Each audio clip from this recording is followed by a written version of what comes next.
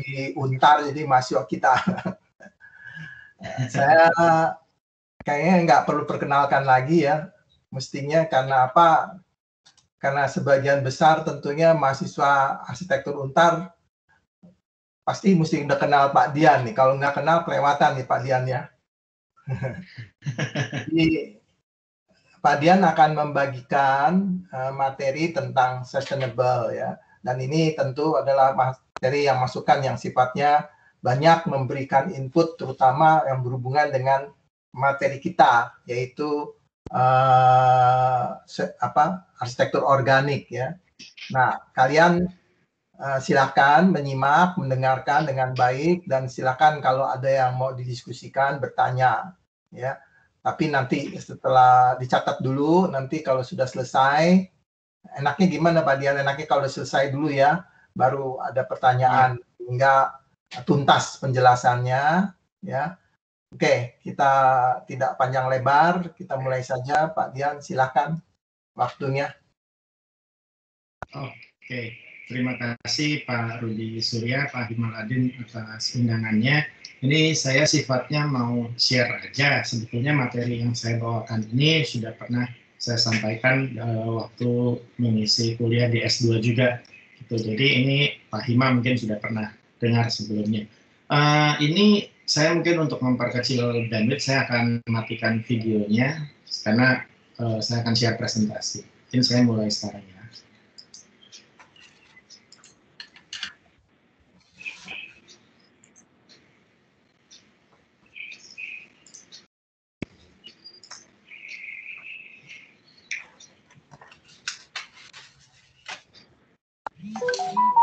Sudah tampil?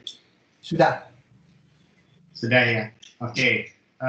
Selamat pagi teman-teman semuanya. Ini saya akan mempresentasikan tentang ecological architecture karena temanya arsitektur organik gitu ya. Nah, ini mungkin yang secara tidak langsung bersinggungan konsepnya. Jadi pertama-tama kita akan mengerti dulu tentang apa itu ecological gitu ya. Jadi ecological itu asal katanya dari ekologi. Ekologi itu artinya ilmu ya. Logi itu kan ilmu, eko itu dari kata ekosistem. Jadi ilmu yang mempelajari ekosistem.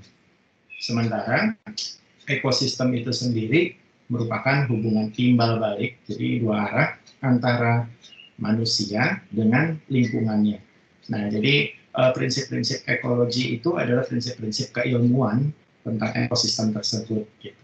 Nah, yang pertama, kita pertama harus paham dulu konteksnya gitu. Jadi sustainable design itu tuh awalnya itu bergantung atas pengertian tempat ya, place gitu. Jadi itu yang pertama-tama. Jadi pada saat kita mau mendesain sebuah sustainability atau sustainabilitas bangunan, yang perlu kita pahami adalah konteks tempatnya dulu atau memahami tempatnya dulu.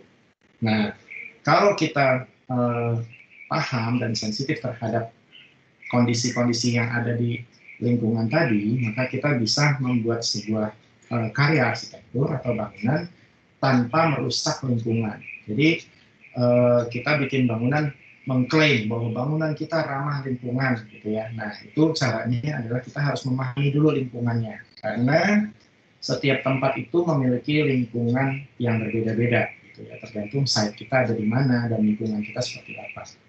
Terkadang juga kita menemui bangunan kita mau ramah lingkungan, tapi lingkungannya tidak ramah terhadap bangunan kita. Nah, itu bagaimana? Konteks itu harus dipahami dulu. Nah, untuk kita mengerti akan tempat tadi, jadi kita bisa tahu nih, misalnya yang paling simpel ya, arah mata angin, arah pencahayaan ke bangunan itu bagaimana, kemudian bagaimana caranya kita mempreserve kondisi alam yang alami di situ. Misalnya tadinya di sini ada pohon besar, kemudian karena kita mau buat bangunan di situ, lalu bagaimana nasib pohon itu, bagaimana penggantiannya, gitu ya. Nah, terus termasuk place itu adalah aksesibilitas ke transportasi publik, gitu. Karena salah satu sustainability itu kan mengurangi emisi kendaraan, gitu ya, kalau untuk lingkungan. Nah, jadi bagaimana konteks site saya itu ataupun lokasi ataupun tempat tadi terhadap public transportation. Jadi yang pertama, pada saat kita mau mempelajari konteks dari sustainability itu adalah tempat gitu ya. Jadi yang pertama adalah tempat.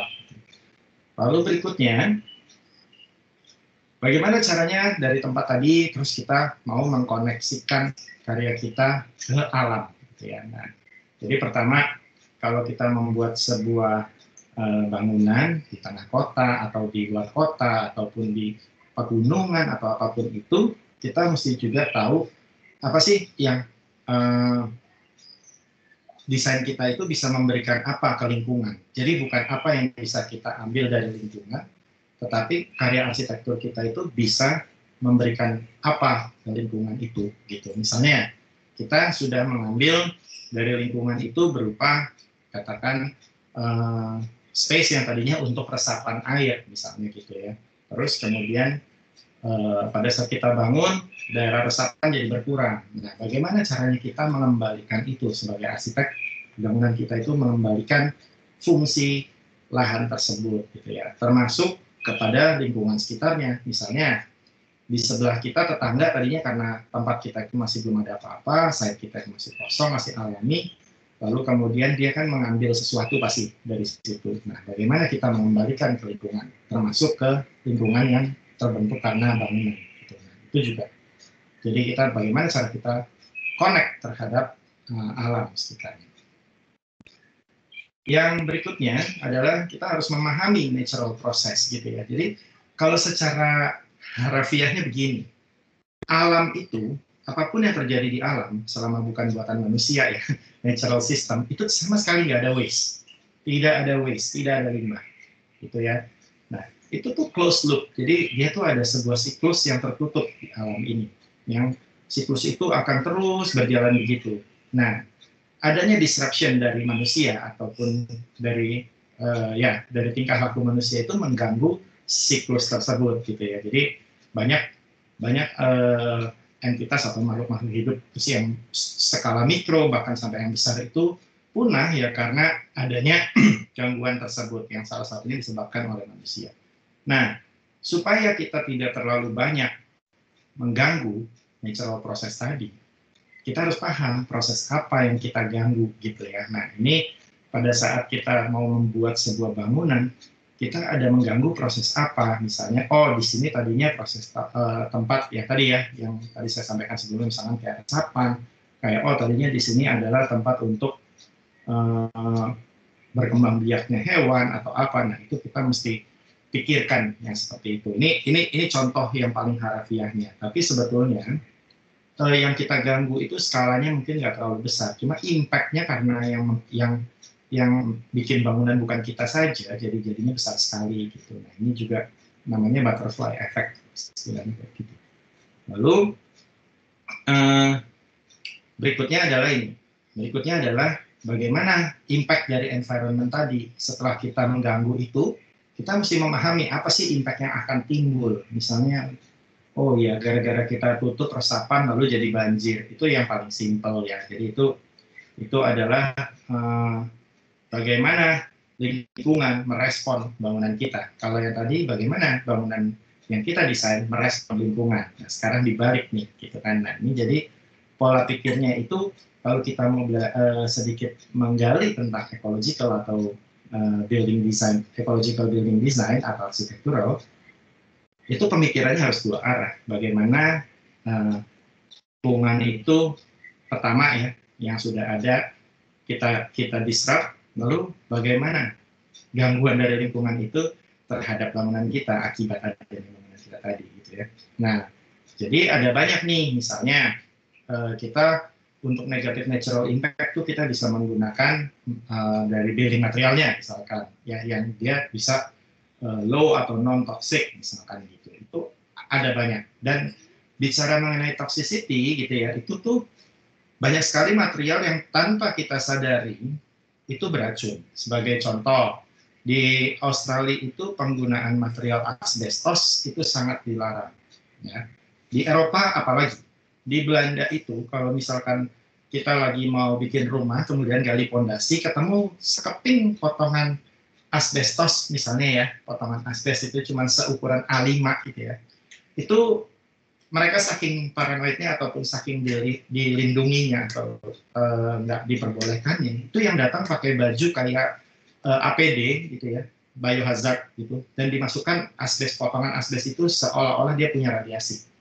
Ya, gitu. Sementara kalau di Indonesia itu masih di mana-mana. Kenapa? Karena material tersebut secara kumulatif, bukan secara langsung ya pada saat digunakan, secara kumulatif itu bisa mengganggu kesehatan paru-paru, dan itu berlaku hampir ke semua orang. Gitu. Nah, itu jadi ini ada beberapa kita mesti mengerti juga. Dan bukan hanya ke manusia, tapi juga ke lingkungan. Misalnya material-material yang berbahan dasar resin itu tidak bisa diserap oleh nature, gitu ya. Nah, itu akan berakibat apa? Misalnya pada saat dia tidak bisa diolah itu, dia akan berakibat membentuk kumpulan limbah misalnya, gitu ya. Nah, apakah itu bisa didaur ulang? Kalau bisa, bagus. Kalau tidak, nah itu yang perlu dipertimbangkan untuk penggunaannya. Oke. Selanjutnya, setelah kita mengerti itu, kita harus mengerti manusianya, people-nya, gitu ya. Jadi bagaimana sih budayanya mereka? Bagaimana sih? Ini bukan sarai ya, tapi maksudnya kita perlu paham. Jadi misalnya, kenapa kita perlu paham? Karena salah satu faktor yang menyebabkan kegagalan dari bangunan green building ataupun bangunan yang bangunan hijau lah istilahnya, green building tadi ya, itu adalah usernya.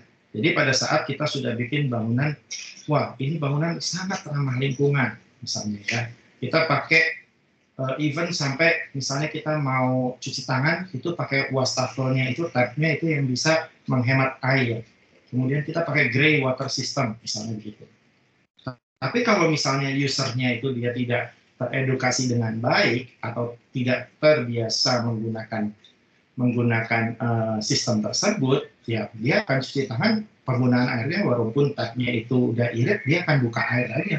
Pokoknya dia akan menggunakannya boros seperti pada biasanya gitu, karena airnya kok kecil ya, jadi dia buka lama gitu ya. Itu sama aja. Makanya kita mesti mengerti orangnya itu gimana sih, misalnya gitu. Nah, pada saat kita sensitif terhadap hal ini, pada saat kalian nanti mendesain, misalnya di tugas 47 ini kalian mendesain, gitu ya. Nah, coba pelajari selain konteks lokasi tadi, yang penting tadi, ya, yang penting konteks lokasi tadi, juga pelajari budaya masyarakat sekitarnya. Jangan secara makro, tapi mungkin secara mikro. Mikro itu dalam arti gini, misalnya saya mau membuat produk berupa kantor, nah kantor. Yang saya pelajari bagaimana budaya-budaya perkantoran yang terbentuk di Jakarta misalnya, ya udah akan kurang lebih mirip gitu. Bukan yang harus di lokasi, misalnya lokasi saya di Sunter lalu kemudian cari yang sekitar Sunter aja gitu ya, nggak tentu gitu. Tapi kita bisa pelajari budaya perkantoran dulu, itu secara makro. Lalu mengecil lagi, oh perkantoran saya ditujukan misalnya ya untuk klien-klien saya orang-orang dari katakan dari India atau dari Jepang atau dari Korea misalnya gitu. Nah, bagaimana sih budaya mereka? Itu pelajari dulu. Gitu. Nah, jadi habits-nya people itu kita bisa pakai untuk membuat sebuah program ya yang sesuai dengan usernya, sehingga dia tidak perlu mengubah kebiasaan, akan tetapi dia bisa memberikan efek positif kepada lingkungan sekitarnya ya dari bangunan tersebut. Itu adalah contoh. Nah, ada beberapa faktor yang bisa kita pakai gitu ya untuk mencapai social sustainability ya dan environmental sustainability. Faktor-faktornya yang pertama, kita mesti menciptakan helpful ya. Jadi ini yang tadi yang non toxic gitu. Jadi bangunan itu sebisa mungkin jangan sampai menggunakan material-material yang menimbulkan racun. Contohnya misalnya kalau kita di interior kita kenal ada yang namanya HPL tuh ya, high pressure laminate gitu, yang pelapis kayu misalnya gitu, yang bentuknya kayak lapisan. Material itu tidak beracun, akan tetapi pada saat digunakan lem tertentu dia akan bereaksi mengeluarkan gas. Gasnya itu bisa bikin mata kita sakit, ya kadang malah sampai mual gitu. Namanya pada saat material yang digunakan itu kita harus tahu persis kira-kira kalau saya mau menggunakan material ini, saya mesti ngelemnya pakai apa ya, gitu supaya tidak menimbulkan racun. Contohnya seperti itu. Dan untuk material HPL gitu ya, dia walaupun kita sudah buka kaca jendela kita buka, dia membutuhkan waktu sampai 2 minggu kalau untuk ruangan itu kecil gitu ya, supaya gas itu benar-benar hilang dari material itu. Nah, jadi bisa dilihat pertama faktor yang menentukan sustainability itu adalah helpful dari material itu. Berikutnya adalah energi efisiensi gitu ya. Kenapa sih kita mesti efisien terhadap energi? Padahal kan kalau kita bicara hukum kekekalan energi itu kan energi tidak bisa dimusnahkan gitu ya, hanya bisa berubah dari bentuk yang satu ke bentuk yang lain. Nah, tetapi proses untuk mengembalikan energi itu supaya kita bisa gunakan itu akan besar gitu ya. Nah, ini jadi kalau kita menggunakan energi efisiensi, jadi misalkan kita menggunakan untuk cooling ya, kita menggunakan AC itu sistemnya bagaimana? Misalnya kita punya high ceiling, bangunan kita high ceiling, gambarannya misalnya katakan bandara atau aula gitu ya. Nah, sistem pendinginan apa yang cocok? Gitu. Apakah sistem pendinginan menggunakan AC split atau menggunakan AC sentral atau radiant cooling? Ternyata kalau bangunan kita di atas punya floor to ceiling di atas 4 meter, pendinginan yang paling efisien itu adalah radiant cooling. Apa itu? Jadi dia mendinginkan lantainya. Ya, kenapa? Karena radiant cooling itu akan mendinginkan lantai sehingga sampai ketinggian 2 meter itu akan terasa dingin, sejuk gitu ya. Nah, kalau misalkan kita menggunakan AC yang dari atas, dari sentral, dia akan mengisi satu volume ruang gitu. Nah, ini yang membutuhkan energi lebih banyak. Akan tetapi jika di high ceiling tadi, ruangan high ceiling tadi ada balkon ya tentu kita mesti sesuaikan lagi. Yang mana yang paling cocok untuk mengkonserv ya gitu. Nah, ini metode ini. Lalu kemudian ya penggunaan material. Contoh, pada saat kita mau menggunakan kayu gitu ya, kayu, kita mesti berpikir begini. Berapa lama kayu itu kita gunakan pada bangunan kita misalnya. Ternyata usia kayu itu memang ada yang bisa sampai puluhan tahun misalnya. Bisa dipakai di bangunan. Akan tetapi untuk sampai kayu itu siap digunakan, kita membutuhkan waktu lebih dari puluhan tahun tersebut misalnya gitu. Nah, artinya pada saat kita mau memilih material, sebisa mungkin walaupun material itu bisa ditumbuhkan kembali, akan tetapi nanti akan ada gap waktu. Nah, itu yang perlu diperhatikan. Lalu berikutnya adalah limbah. Limbah juga perlu kita perhatikan ya, bagaimana pada saat kita menggunakan material itu limbahnya. Limbah itu contohnya apa sih? Gampang. Misalnya pada saat kamu mendesain terus menggunakan panel aluminium komposit sebagai fasad, penutup fasad ya. Lalu kamu bikin ukuran 1 meter kali 2 meter per panelnya gitu ya. Itu cukup lah, karena satu panel misalnya ukurannya 1,2 kali 2,4 misalnya, 122 244. Nah, sisa dari 20 cm dan 40 cm yang kamu buang itu adalah waste. Jadi waste itu akan menimbulkan limbah tambahan. Maka pada saat kalian mendesain supaya lebih environmental friendly, penggunaan waste itu sebisa mungkin sedikit mungkin. Misalnya daripada 1 meter kali 2 meter, ya udah deh, saya bikinnya 1,2 kali 2,4 gitu. Jadi waste-nya itu tinggal cuma 2 cm dan 4 cm misalnya gitu. Nah, itu pertimbangannya. Itu contohnya. Berikutnya, ini ada 5 ya. Jadi yang keempat itu adalah environmental form. Jadi di sini bagaimana bangunan kita itu merespon iklim ya yang ada di sekitarnya. Nah, contoh paling gampang dalam merespon iklim adalah matahari, misalkan penggunaan shading dan jarak antara tripisan dan segala macam, itu adalah contoh penggunaan environmental form.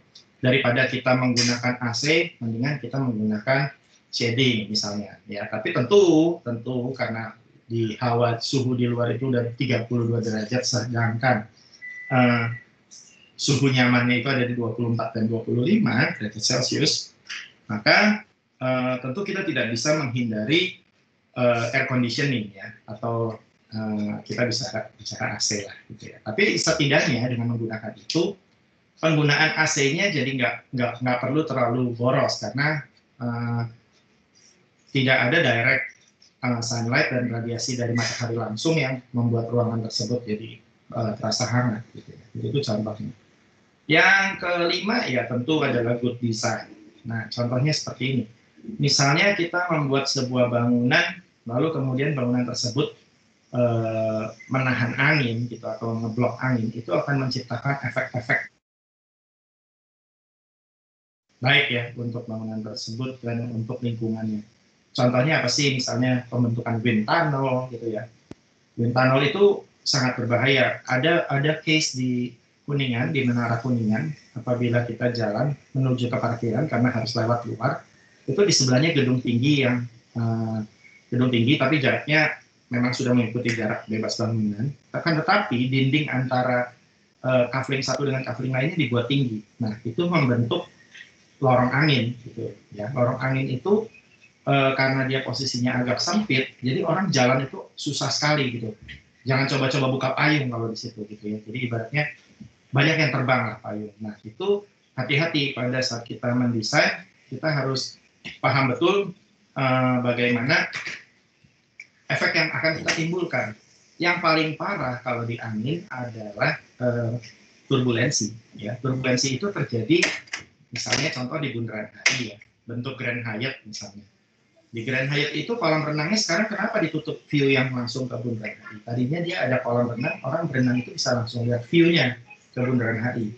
Nah, itu ditutup karena terjadi turbulensi di situ. Turbulensi itu mengakibatkan orang yang berenang itu, istilahnya kalau bahasa lokalnya kita menyebutnya masuk angin lah. Tapi turbulensi itu menyebabkan orang yang berenang di situ rata-rata mual karena anginnya itu terlalu kencang gitu dan muter gitu ya. Nah itu yang berbahaya. Jadi pada saat kita mengerti ya desain kita paling enggak kita bikin pemecah angin gitu, seperti itu. Walaupun kecil tapi angin itu kalau dipecah dia akan efeknya tidak akan membentuk sebuah wind tunnel ataupun turbulensi gitu. Oke, berikutnya ini ada isu-isunya yang perlu juga diperhatikan dalam mengachieve eco-architecture building. Jadi isunya apa saja sih? Kita lihat satu-satu. Yang pertama tadi saya sudah jelaskan side issue gitu ya. Nah, side issue itu apa-apa saja yang perlu kita perhatikan. Ya, pertama bentuk lahannya seperti apa, topografinya bagaimana. Topografi itu pentingnya apa sih? Kontur, supaya kita tahu air itu asalnya dari mana dan akan mengalir kemana. Lalu kemudian microclimate-nya seperti apa, iklim kecil di lingkungan tersebut saja. Lalu berikutnya bagaimana tumbuhan-tumbuhan yang ada di situ, bagaimana buffer anginnya, bagaimana penciptaan bangunannya, positioning-nya seperti apa, seberapa padat dan seterusnya. Ini perlu dilihat di sini gitu ya. Nah, terus daya tampung dari lokasi tersebut apabila terjadi hujan, daya dukung dari lingkungannya itu juga penting gitu ya. Lalu kemudian site-nya itu memiliki energi resource apa yang paling besar? Apakah karena di site itu terbuka sehingga paparan sinar matahari itu sangat besar, atau mungkin karena di sana site-nya dikelilingi oleh bangunan-bangunan tinggi sehingga ada wind tunnel. Nah, pertimbangan ini bisa kita gunakan untuk mendesain bangunan, misalnya, karena bangunan saya dikelilingi oleh bangunan tinggi dan terbentuk wind tunnel yang cenderung bisa menimbulkan turbulensi, maka saya harus punya desain yang memecah angin, atau malah saya menggunakan turbin angin sebagai sumber energi alternatif, misalkan seperti itu ya. Nah, ini side issues-nya kita mesti selesaikan secara bijaksana juga. Berikutnya ada energy issue gitu ya. Nah, energy issue itu contohnya yang tadi saya sudah jelaskan, apakah penggunaan air ataupun penggunaan solar atau penggunaan angin gitu ya yang bisa kita gunakan di bangunan kita. Nah, ini contohnya misalnya di fasad bangunan di sebelah kanan kalau kalian bisa lihat itu ada kipas-kipas turbin angin kecil gitu ya. Nah, itu dia berfungsi secara mikro, setidaknya dia bisa menyalakan lampu-lampu hemat energi yang ada di bangunan tersebut. Tentu mungkin nggak 100% penggunaannya, akan tetapi bisa setidaknya mungkin 30 atau 40% dari total penggunaan sistem pencahayaan itu bisa tercover oleh angin saja. Ya, begitu juga dengan penggunaan solar panel misalnya gitu. Nah, ini ada contoh energi yang perlu kita kelola ya. Nah, kenapa penting? Misalnya contoh kita berbicara mengenai air gitu ya. Oke, air kita menggunakan sistem rainwater harvesting, bagus. Gitu kan. Berarti kita mesti punya groundwater tank. Itu sudah bagus. Akan tetapi air itu akan disalurkan kembali ke atas gitu. Karena untuk dia masuk ke toilet misalnya bangunan tinggi, dia butuh gravitasi yang lain. Jadi dia tidak bisa menggunakan air dari hujan tanpa diproses langsung dikeluarkan gitu ya ke saluran. Jadi dia mesti ke bawah dulu di groundwater tank, di purify, di treatment, baru ditaruh di roof tank baru turun. Nah, sistem pada saat kita narik itu membutuhkan energi. Jadi kita mesti hitung-hitung juga kira-kira yang mana yang paling efisien begitu ya. Nah, ini adalah pertimbangan energy issue.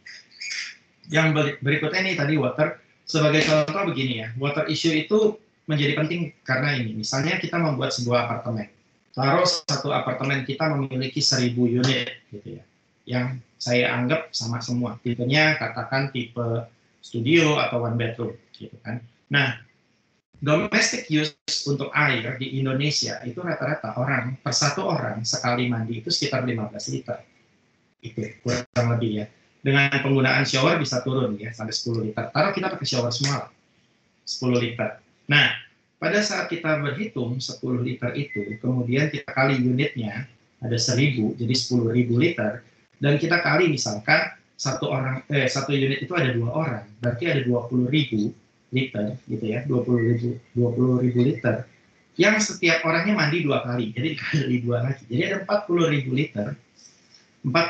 liter air yang perlu disirkulasikan setiap harinya. Itu hanya untuk kebutuhan MCK, mandi, cuci, dan kakus misalnya gitu ya. Nah, 40.000 liter ini kalau kita lihat 40.000 liter itu artinya 40 ton loh. 40 ton beratnya ya. Nah, 40 ton. Setiap hari kita ngambil dari, misalkan menggunakan artesis ya, dari tanah. Itu 40.000 liter. Berarti akan terjadi penurunan daya dukung tanah. Ya, karena tiap hari 40 ton kita ambil air itu. Nah, supaya tidak terjadi penurunan tadi, kita mesti lakukan apa? Nah, apakah air yang merupakan limbah dari domestik tadi bisa kita treatment dan kita gunakan kembali untuk grey water misalnya? Nah, itu salah satunya. Yang kedua, bagaimana mengembalikan 40.000 liter itu ke dalam tanah misalnya. Nah, itu adalah isu yang perlu di-solve pada saat kita mendesain.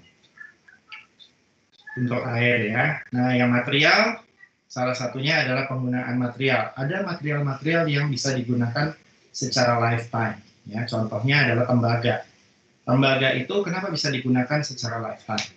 Karena tembaga memiliki sifat bukan korosif, tetapi sifat reaksi kimianya itu disebut patinasi. Artinya dia akan menambah lapisan dirinya sendiri.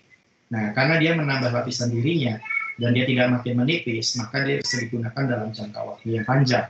Yang pernah terjadi kebakaran di Venice, gitu ya, di Venezia, itu sebuah gedung pertemuan terbakar dan habis, gitu ya, atapnya jatuh pada tahun 2000-an, dan ternyata gedung itu dibuat pada tahun 1600-an atau 1800-an, saya lupa, tapi usianya lebih dari 200 tahun pasti. Nah, jika dilihat itu bisa terjadi karena ketebalannya, jadi dia makin lama akan menambah lapisannya, walaupun secara mikron ya, mikrometer bukan milimeter. Nah, itu yang salah satunya penggunaan materialnya. Walaupun material itu ditambang, nah, akan tetapi penggunaannya bisa jangka panjang, sehingga sudah terbentuk lagi di tambang itu material resource yang sama gitu. Nah, itu contohnya.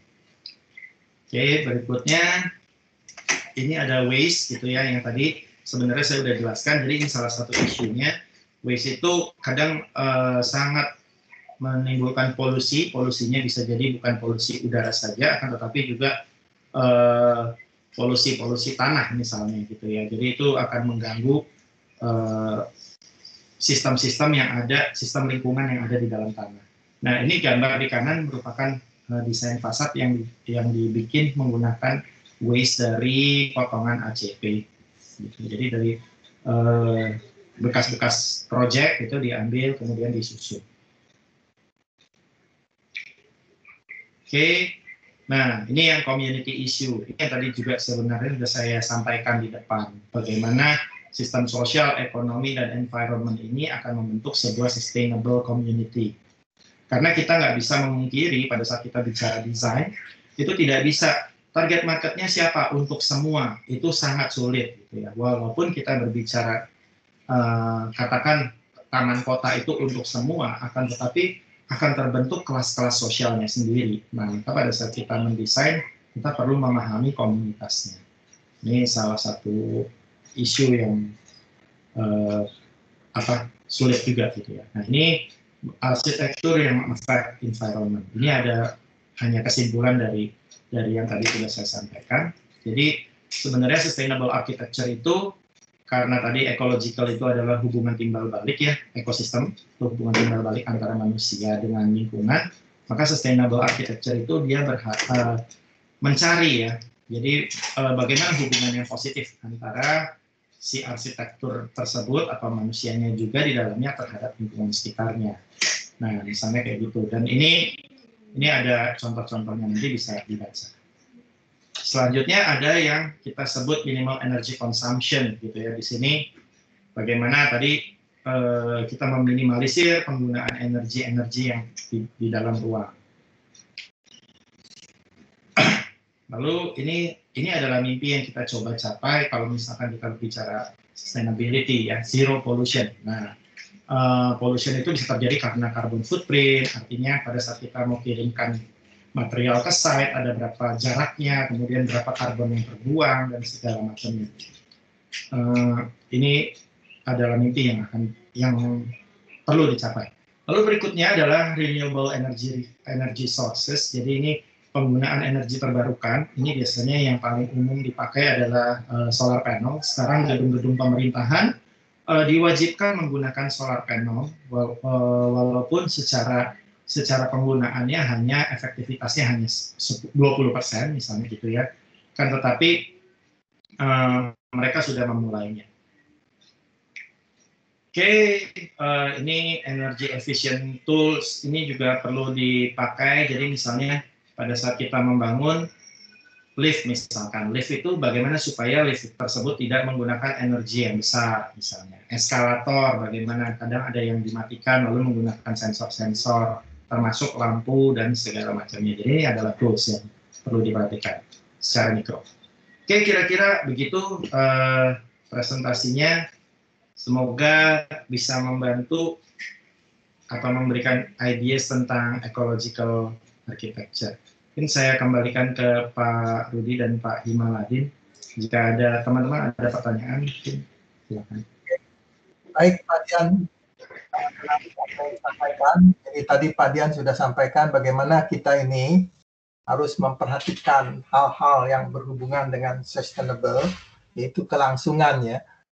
Kita tidak boleh egois. Kalau kemarin-kemarin itu Pak Prof. Gunawan menyatakan bahwa manusia dalam hal ini sebagai arsitek, dia tidak boleh egois. Jadi ini Dian sudah lebih memaparkan secara teknisnya, ya, cara tindakan kita kira-kira menghadapi proyek itu harus seperti apa, dari mulai menghadapi tapak, ya, sikapnya bagaimana dari place ya, tadi dimulai dari tempat ya, kemudian juga bagaimana kita memperhatikan material yang kita akan gunakan, dan yang banyak ditekankan juga bagaimana menghemat energi ya, sehingga dipikirkanlah sebanyak mungkin kemungkinan peluang kita memanfaatkan material yang bisa terbarukan terus ya.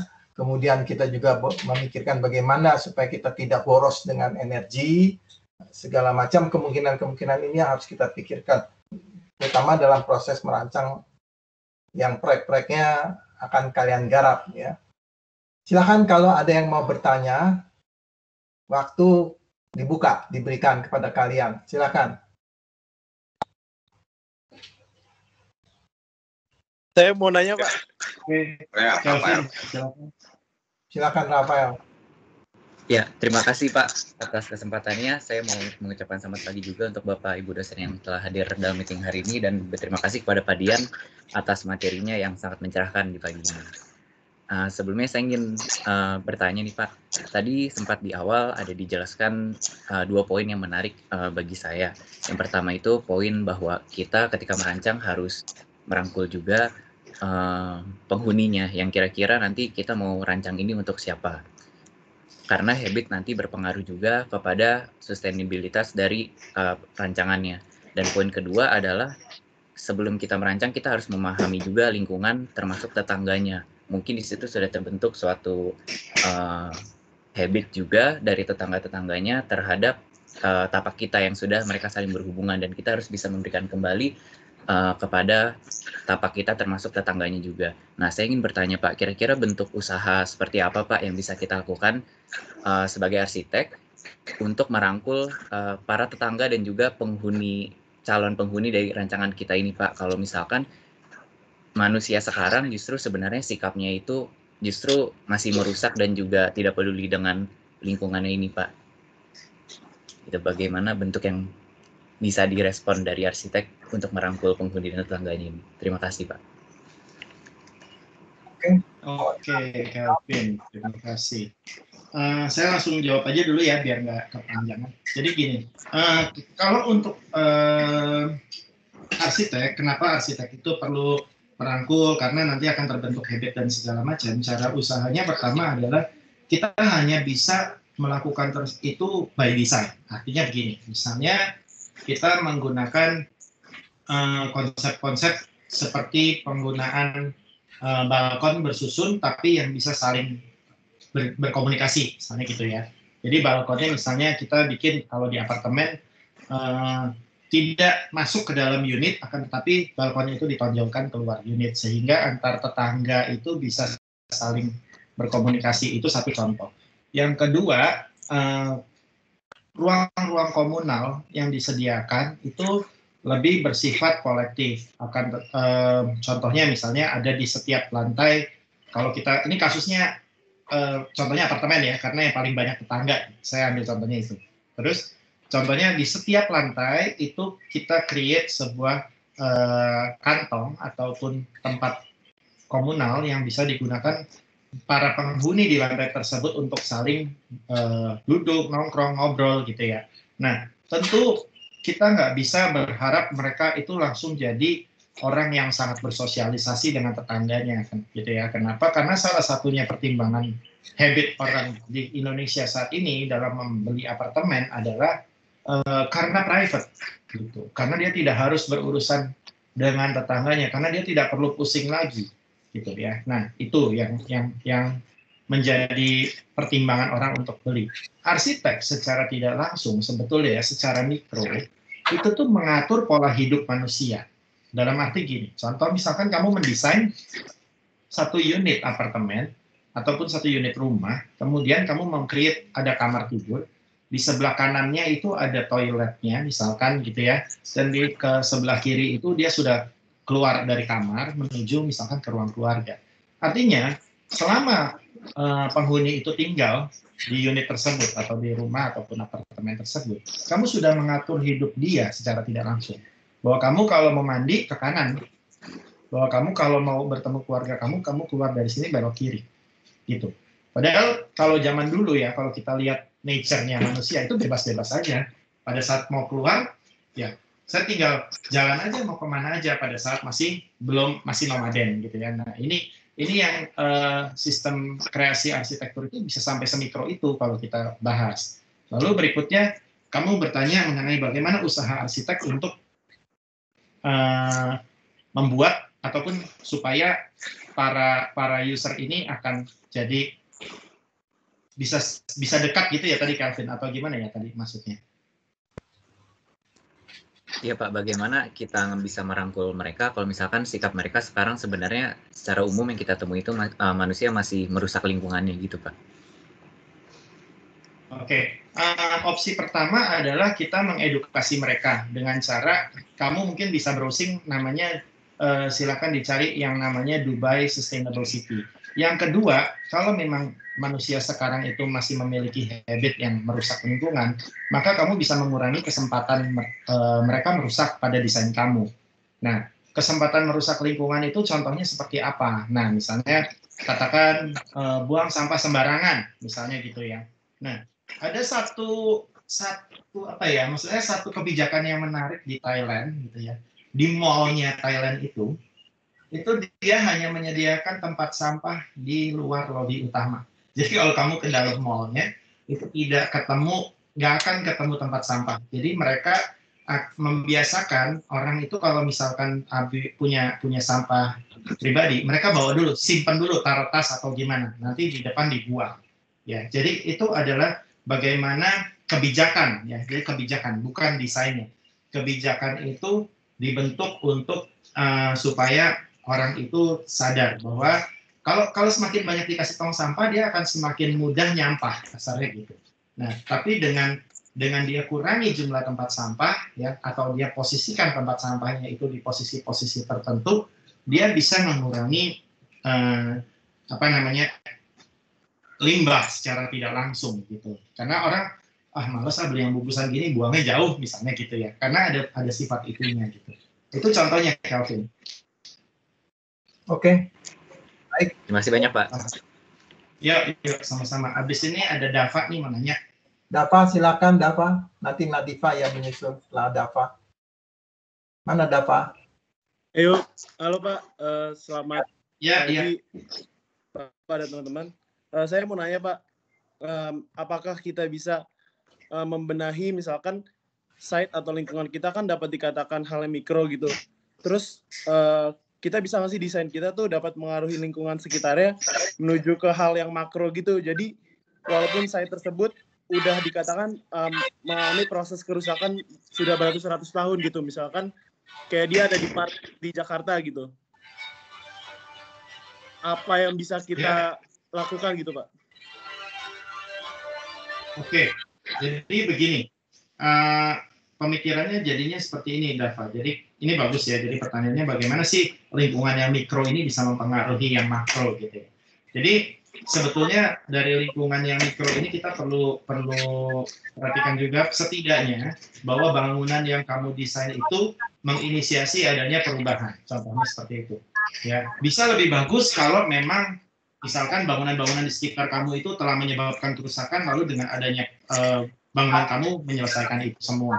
Itu bisa gitu ya. Jadi itu contohnya adalah bagaimana bangunan kamu bisa mempengaruhi lingkungan. Sebagai contoh misalnya gini, salah satunya kan community ya, sustainable community yang tadinya orang pergi misalkan bangunannya contohnya kantor. Orang pergi cuma ke kantor lalu pulang. Nah, ini dengan adanya bangunan kamu yang dibuat dengan konsep misalkan permeabilitas lah, dengan konsep third place misalkan seperti itu, sehingga bisa menarik orang-orang itu untuk membentuk community di sekitar kantornya dia, yaitu di site kamu misalkan, contohnya kayak gitu. Itu sudah mempengaruhi lingkungan, walaupun bukan lingkungan nature ya, akan tetapi secara community. Lalu berikutnya, bagaimana caranya kita bisa berkontribusi terhadap lingkungan sekitarnya. Contohnya, pada saat kamu berhitung, misalnya, oh ini ada 5 gedung nih di sekitar saya. Setiap gedung itu punya limbah yang sama tadi ya, yang saya sebutkan, misalkan air gitu ya, dengan 40 ton masing-masing tadi. Lalu bangunan kamu tidak. Nah, artinya dari rata-rata 5 bangunan itu kamu sudah mengurangi misalkan 20%. Itu adalah contoh. Ya. Tentu apa sih pengaruhnya 20% terhadap lingkungan yang 100%? Banyak, ya kan? Karena artinya kamu sudah menahan misalkan harusnya dalam waktu katakan 10 tahun gitu ya. Dalam waktu 10 tahun itu harusnya ada penurunan muka tanah, akan tetapi karena kamu bisa bertahan lebih panjang, misalnya 12 tahun. Nah, 12 tahun itu memberikan kesempatan lebih banyak untuk bangunan-bangunan di sekitar itu untuk menyadari ini dan bisa mengambil tindakan gitu ya. Dan juga 12 tahun itu merupakan waktu yang panjang untuk pemerintah membuat kebijakan-kebijakan baru yang terkait lingkungan hidup, misalnya contohnya seperti itu. Ya, ini ada contohnya, walaupun secara bangunan kamu itu kecil, ya, efeknya tapi bisa impact-nya seperti itu. Nah, jadi Belum lagi angin, misalnya. Bangunan kamu itu tadinya misalkan terbentuk karena wind tunnel. Bangunan-bangunan di sekitarnya itu tidak bisa mendapatkan angin langsung. Terus kamu meng-create sebuah desain yang bisa memecah arus angin. Ya, arus angin itu dipecah sama bangunan kamu, sehingga bangunan-bangunan di sekitarnya bisa kebagian angin. Ngerti kan? Lalu, bagaimana pengaruhnya lagi? Misalkan bangunan kamu itu memblok sudut matahari, sehingga meng-create shading ke bangunan-bangunan low-rise di sekitarnya. Contohnya kayak gitu. Sehingga orang-orang yang punya bangunan di sekitarnya itu jemur bajunya nggak dapat sinar matahari, misalkan. Bagaimana kamu mengganti desainnya atau meng-create desain itu supaya bangunan di sekitar kamu itu terpengaruh? Ya, secara positif tentunya. Nah, kira-kira kayak gitu. Itu semua case yang belum tentu kita selesaikan by design, tetapi apapun itu kebijakan pasti perlu didesain juga, gitu ya. Walaupun desainnya bukan berupa arsitektur. Gitu. Kayak gitu sih, Dava, contohnya. Oke, Pak. Makasih, Pak. Cukup ya, Dava. Sama-sama. Oke, kita lanjut ya, Nadifa ya. Iya, selamat siang, Pak. Sebelumnya makasih Pak Dian atas materinya. Saya mau nanya Pak, tadi kan Bapak ada menyinggung tentang side issues, terus apa yang harus diperhatikan dalam side issues tersebut. Nah, saya mau tanya, bagaimana mensiasati tapak yang sekiranya itu kayak ada beberapa faktor dari side issue itu yang sebenarnya nggak bisa diperhatikan Pak. Contohnya seperti tumbuhan atau buffernya gitu. Misalkan tapaknya itu merupakan area kumuh yang udah tertutup aspal semua kayak gitu. Terus habis itu energi resource mereka pun juga bukan yang kayak jelas gitu kan kalau area kumuh kayak gitu. Nah itu bagaimana mensiasatinya Pak? Terima kasih Pak.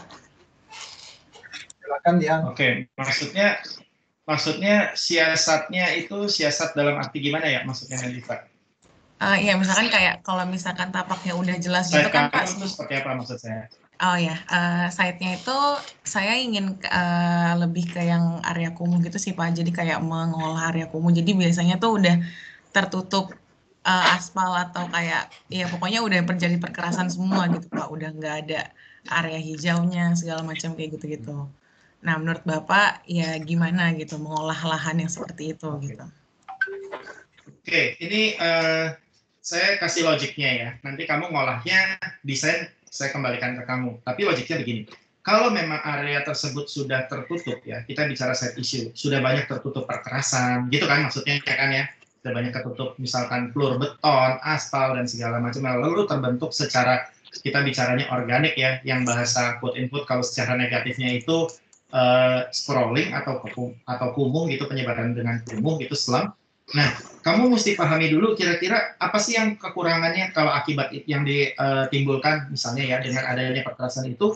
Yang paling pertama adalah air, ya. Bagaimana air meresap kembali ke dalam tanah ataupun disalurkan. Itu adalah isu pertama yang perlu kamu solve.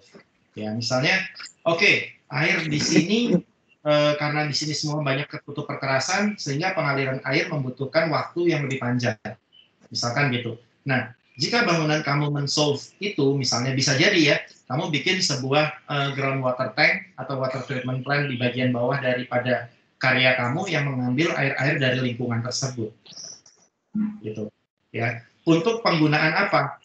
Walaupun kamu nggak kembalikan ke lingkungan itu, tapi kamu bisa pakai wastewater resource tadi untuk bangunan kamu, penggunaan domestik bangunan kamu. Ya, tentu bukan yang untuk dikonsumsi secara misalkan diminum atau apa, enggak, tapi mungkin untuk penyiraman tanaman lah di kawasan kamu yang kamu create tadi, lalu kemudian bisa untuk air yang digunakan itu untuk sistem cooling yang tadi radiant cooling itu kan membutuhkan air, gitu ya. Nah sistem itu, gitu ya. Terus kemudian kamu juga bisa untuk sistem grey water, yaitu untuk flushing toilet, ya, bukan untuk cuci tangan ya, tapi untuk flushing toilet, gitu ya, hal-hal seperti itu. Nah, itu adalah contohnya kalau kita mau memahami side issue. Itu baru dari sudut pandang air ya.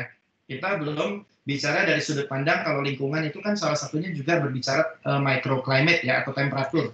Dengan adanya perkerasan itu, temperatur di sekitar itu pasti akan membuat heat map sendiri yang lebih panas gitu, karena dia tidak ada buffer gitu kan untuk si matahari tadi tanaman, karena kan kalau ketemunya beton, dia akan menimbulkan efek pantul balik radiasi panas gitu. Nah, itu bisa kamu solve dengan cara apa gitu ya. Nah, terus kemudian karena rata-rata kalau kita bicara slum atau kumuh itu bangunannya low rise, itu kan dengan ketinggian yang sama, kita bisa berbicara bahwa di situ tuh angin akan sulit mengalir karena tidak ada yang meng-create arah anginnya misalnya gitu. Nah, apakah karya kamu bisa men-solve itu gitu ya? Nah, itu silakan gitu. Tentu pasti akan ada solusi yang kamu berikan pasti punya efek samping lain. Nah, efek sampingnya itu juga kalau bisa diantisipasi supaya dalam desainnya kamu ya, supaya tidak memberikan mungkin efek yang lebih buruk bahkan dari sebelumnya gitu ya, efek lain yang lebih buruk gitu. Ya kira-kira gitu sih, Nadifa, moga-moga paham ya. Paham Pak, makasih Pak. Oke. Ya. Silakan yang lainnya. Siapa lagi yang mau bertanya? Ayo. Kesempatan yang bagus ini Pak Dian tadi sudah selalu memberikan solusi-solusi yang lebih konkret dan nyata. Ya, secara teknisnya. Ada lagi? Ada. Mungkin karena udah jelas Pak, jadi nggak ada. Oh ya, ada Juan. Saya isi aja ya Pak Dian. Iya, boleh. Atau mahasiswa ada nih, mahasiswa duluan ya. Saya belakangan ya. Pak Juan. Silakan. Boleh Pak. Ya, Pak. Selamat pagi Pak Dian. Ya, pagi Juan. Saya mau bertanya ini tentang sustainable architecture. Kan kalau yang tadi Bapak bilang sendiri kan sustainable architecture itu kan bisa dilihat dari aspek lingkungan, material, sama community-nya kan, Pak. Nah, kalau misalnya saya nyambung dari pertanyaannya Nadifa tadi, di lingkungan tersebut itu udah aspal dan ya istilahnya udah untuk resource sumber daya alamnya itu tuh kayak istilahnya udah ketutup sama bangunan. Kira-kira secara sustainable architecture itu bisa nggak sih kita memfokuskan kepada community-nya doang gitu? Kira-kira pertanyaan saya gitu sih Pak. Terima kasih Pak. Oke Juan, thank you pertanyaannya. Jadi sebenarnya untuk mencapai sustainability itu ada 17 poin yang harus dicapai. Ya, 17 poin itu namanya Sustainable Development Goals ya. Mungkin udah pernah disampaikan entah sama Prof. Gunawan atau dengan rekan-rekan dosen lain. Nah, yang kebanyakan salah persepsi ya, terutama di mahasiswa gitu ya. Itu Sustainable Development Goals ada 17 poin tadi. Terus kamu anggap kalau kamu sudah menyelesaikan satu poin di situ, kamu sudah sustain. Enggak. Jadi Sustainable Development Goals itu pada saat kamu mau berbicara goals tadi, setidaknya dari 17 poin itu ada semua di dalam kamu. Walaupun porsinya beda-beda. Ya. Nah, kalau kamu berbicara apakah kamu boleh cuman community-nya saja gitu ya. Lalu apakah itu akan mencapai sustainabilitas secara keseluruhan arsitekturnya? Ya, jawabannya pasti enggak ya, karena masih ada 16 poin lagi kan yang perlu kamu solve di situ gitu. Ya. Nah, tapi apakah 16 poin tadi harus sama-sama impact-nya sama-sama besar? Misalkan community, impact-nya mungkin katakan besar gitu ya. Lalu kemudian kita berbicara energy resource-nya, ya, renewable energy resource. Mungkin kamu cuma impact-nya kecil, karena hanya di bangunan kamu saja, gitu misalnya. Sedangkan yang community impact-nya ke lingkungan, misalnya gitu.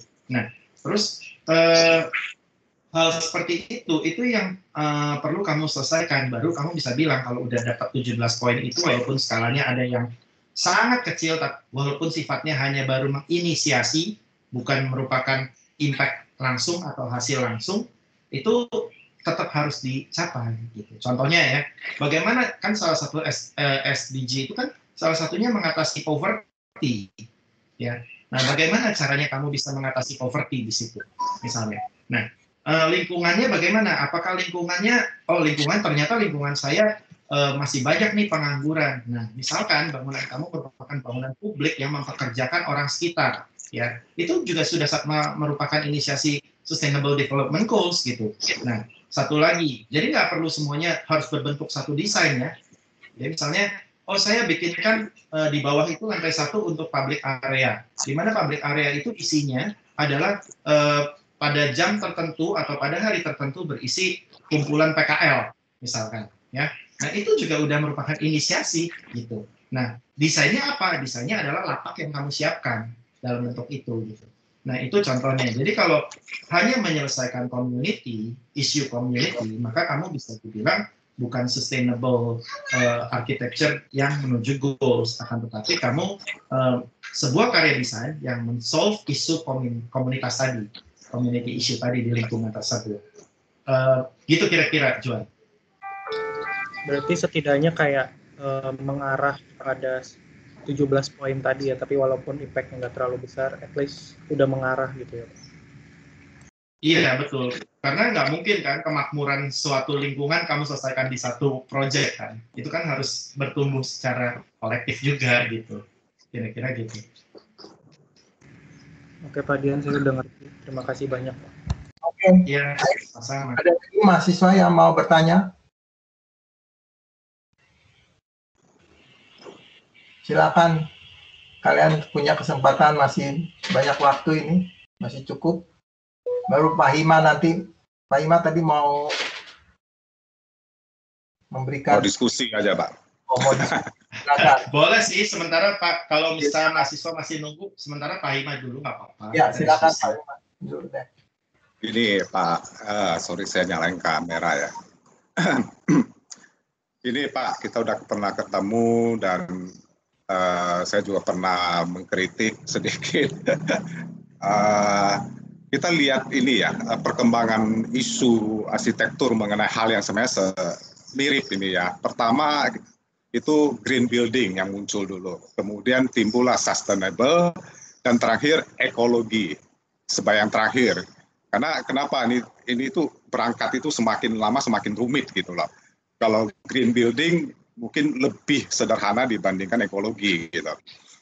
Yang paling ininya, karena mungkin ada beberapa fenomena kesulitan untuk memenuhi dengan hanya berbicara skop kecil gitu. Kemudian kita kembali lagi ke ideologi dari sustainable. Sustainable yang paling ngetop itu ada 3, reduce, reuse, dan recycle. Saya renung-renungkan kembali, ketiga itu sebenarnya mungkin bisa dimuarakan reduce gitu Pak. Kira-kira betul nggak? Karena kan recycle pun tujuannya reduce. Kemudian reuse pun tujuannya reduce kan. Jadi ini mungkin supaya bisa memberikan satu ideologis yang lebih simpel ke mahasiswa supaya terlihat gitu loh. Simpelnya di mana gitu. Itu satu Pak. Yang kedua, mungkin kita harus melihat ekologi yang secara lebih besar, jauh lebih luas. Karena kita menimbang bahwa contohnya urban. Kalau kita hanya semata berbicara lingkungan, di dalam lingkungan kita sendiri, urban, kadang-kadang apa yang kita ambil sebagai tindakan atau keputusan kita dalam mendesain, itu ternyata salah untuk kerangka besarnya. Ya. Salah satu adalah masalah ekologikal yang tadi disebutkan, bahwa kita berbicara ekosistem itu ada kaitan dengan lingkungan. Mungkin lingkungan di sini perlu dijabarkan sedikit bahwa lingkungan itu terdiri dari biotik dan abiotik. Kemudian juga lingkungan itu harus diperlebar dalam skala besar. Karena ada beberapa riset di dalam bidang sains bahwa bumi itu sebenarnya hidup. Dia bukan benda mati. Dia hidup, dia beregenerasi, ya. Dia juga mengalami kematian suatu saat. Nah, ini yang perlu direnungkan kembali, seperti contoh-contoh tadi yang Pak Dian kasih, misalkan, ini ke skala kecil ya, kita jangan membuang sampah di sembarang tempat.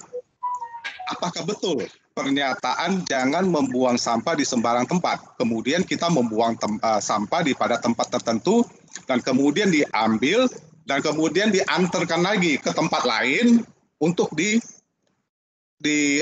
dikubur atau di recycle sehingga menjadi beban di tempat lain. Maksudnya bebannya sampah itu ya udah di lingkungan kita, di sini kita selesaikan. Jadi bukan diantarkan ke tempat lain lagi sehingga menimbulkan lagi masalah polusi atau masalah ini kendaraan juga polusi ya. Timbul lagi masalah baru gitu loh. Sehingga cycle ini nggak habis-habis. Resources kita ambil dari tempat lain, kemudian kita pakai-pakai, ampasnya kita kembalikan ke tempat lain lagi gitu loh. Nah, kemampuan alam itu untuk menyelesaikan sampah ya maupun sumber daya itu kan terbatas. Jadi kita mungkin harus renung masalah itu. Jadi ini lebih luas. Jadi memang harus kepada mahasiswa, nggak semuanya betul dan salah itu dengan statement begitu loh. Karena kita harus kembali lagi kepada posisi kita berpikir kembali apa benar pernyataan itu. Nah kemarin di kuliah itu ada satu hal yang menarik. Pembangunan tol misalnya, menebang satu pohon diganti 25 pohon. Pertanyaannya adalah di mana pohon itu mau ditanam? Seperti itu kira-kira Pak. Jadi ini diskusi Pak. Jadi kita lihat bagaimana kita harus menemukan jalan yang seolah-olah nanti kalau kita nggak mendiskusikan ini semua tindakan asal saya reduce, reuse, recycle betul gitu loh. Apakah betul seperti itu gitu loh? Ya, makasih Pak. Oke, thank you. Jadi sebenarnya gini, saya ini menarik sekali nih Pak Hima, kita pernah diskusi ini juga sebelumnya. Jadi perkara sampah sebenarnya inisiasinya itu kadang ya kembali lagi orang tuh mau menyelesaikan segala sesuatu itu di desain mikronya mereka ya, terutama arsitek ya. Kita kan arsitek, kita sebisa mungkin menyelesaikan isu-isu tadi.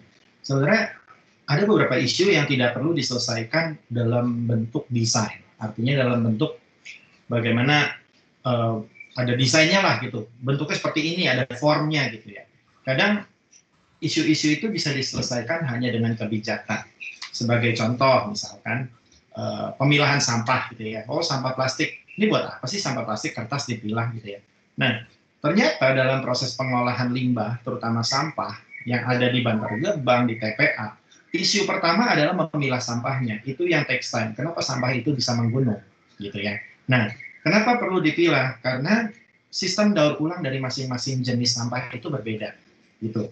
Nah, tentu sampah itu akan diangkut kemana-mana ya. Nah, apakah kita bisa olah secara mikro, gitu? Sebenarnya bisa. Kita di rumah pun kita mau mengolah, gitu ya, sampah kembali bisa aja.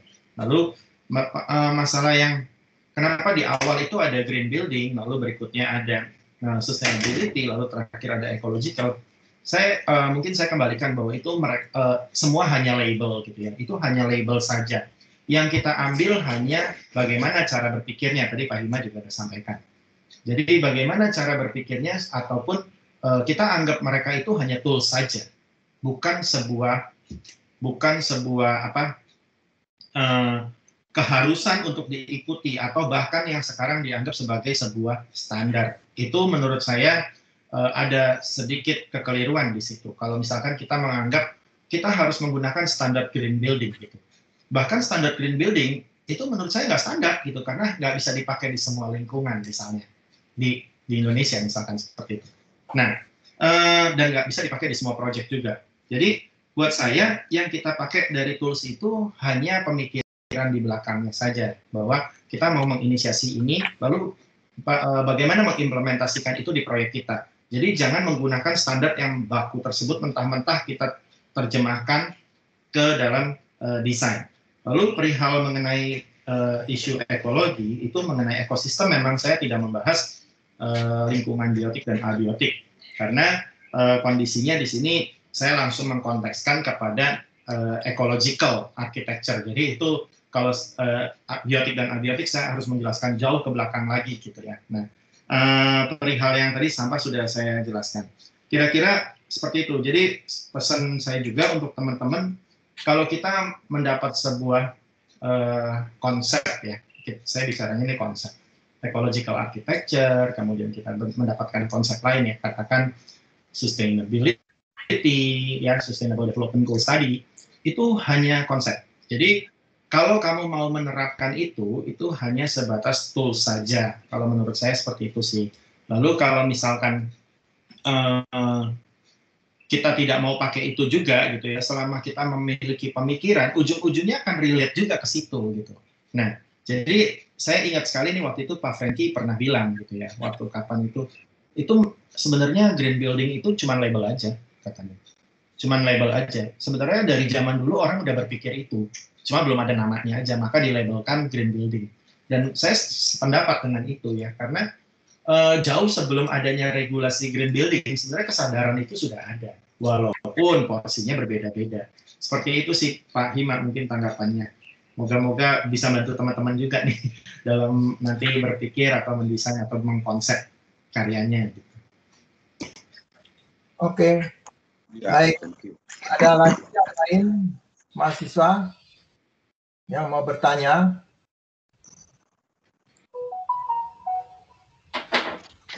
Oke, Dian gini ya. Jadi saya coba menyimpulkan nih dari beberapa dosen tamu yang saya undang ya, dari Pak Eko, kemudian kemarin kita sudah menganjurkan mahasiswa ngikut kuliahnya Pak Prof. Gunawan, terus yang disampaikan oleh Dian pada hari ini ya, memang ya sebetulnya saya sependapat sekali tadi statementnya Dian tadi nyatakan bahwa green building itu ya memang seperti sebuah label aja yang ya karena manusia zaman sekarang ini apa-apa mesti dipaksa ya. Jadi kalau apa-apa mesti ada standarnya enggak? Nah, karena kebiasaan seperti itu. Tapi kalau kita coba renungkan apa yang diberikan oleh sebelum-sebelumnya itu, apalagi yang ceritakan oleh Pak Eko, bahwa sejak zaman dahulu pun nenek moyang kita tuh bahkan sudah lebih arif. Ya, mereka sudah melaksanakan ya katakanlah sustainable yang tidak dibukukan saja, yang tidak distandarkan atau yang tidak dipatenkan kalau zaman sekarang. Ya, ini kan kebisaannya negara-negara kapitalis ya. Semua distandarisasi, kemudian itu dijual dan itu dilabelkan. Kemudian itu menjadi cost akhirnya ya. Nah, tapi di lain pihak juga kita seringkali juga abai mau segi praktis ya.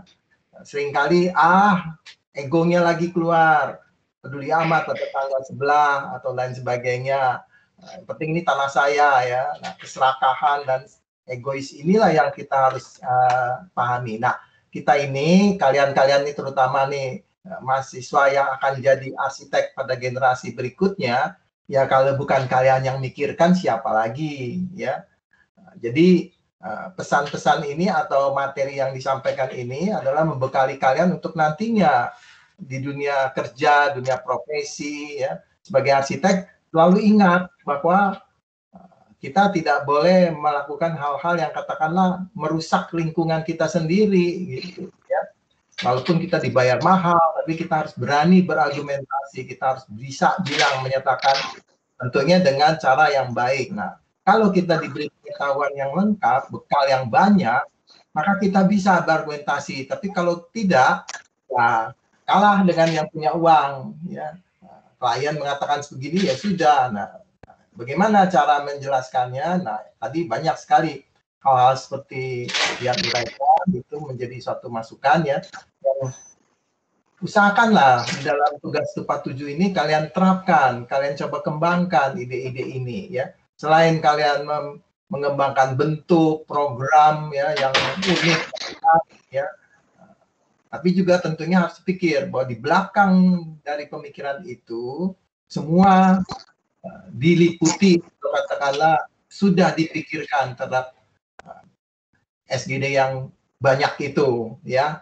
Jadi itulah yang menjadi pesan dari apa yang disampaikan juga oleh Pak Dian dan dari beberapa kuliah tamu sebelumnya ya. Masih ada, kalau tidak masih ada lagi yang mau memberikan masukan tambahan dari Pak Dian juga mungkin? Kalau dari saya sih cukup Pak, cuma kalau misalnya dari teman-teman mau ada pertanyaan mungkin saya persilakan. Ya, kalau enggak juga apa-apa sih. Oke, masih ada yang mau bertanya? Silakan, ayo. Siapa lagi?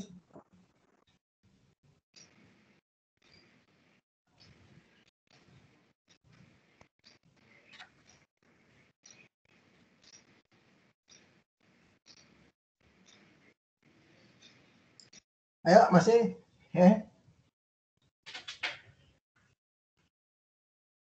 Jason, mau bertanya? Kevin?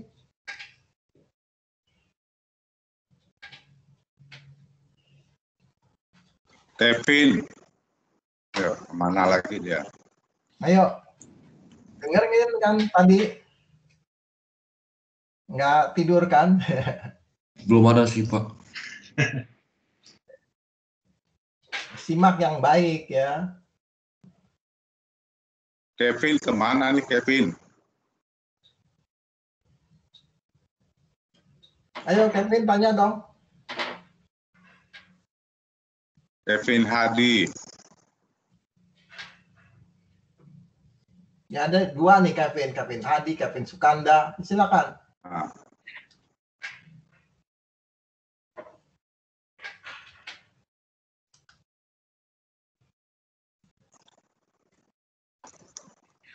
Oke, kalau tidak, saya ucapkan banyak terima kasih kepada Dian ya, yang sudah memberikan masukannya pada hari ini, dan diharapkan tentunya ini sangat bermanfaat sekali buat kalian ya semuanya. Jadi kita kasih Pak sudah diundang. terima kasih kepada Pak Dian untuk kesempatan kali ini. Oke, Pak Hima masih ada Kasih. apa yang mau disampaikan? enggak sih Pak. Enggak. Kasih Pak. Oke deh, kalau begitu kita akhiri ya pertemuan ini. Jadi masih ada waktu kalau ada yang mau bertanya-tanya terhadap soal silakan. Kalau tidak kita tutup pertemuan di sini ya. Kalau bertanya bisa melalui Slack atau melalui media lainnya. Silakan. Oke. Terima kasih. Ya, terima kasih juga kalian semua mahasiswa yang sudah hadir. Terima kasih ya. Iya, makasih Pak Dian. Terima kasih Pak. Saya pamit ya Pak. Ya, makasih. Ya. Thank you. Makasih Pak Dian. Terima kasih teman-teman Makasih, semua. Pak.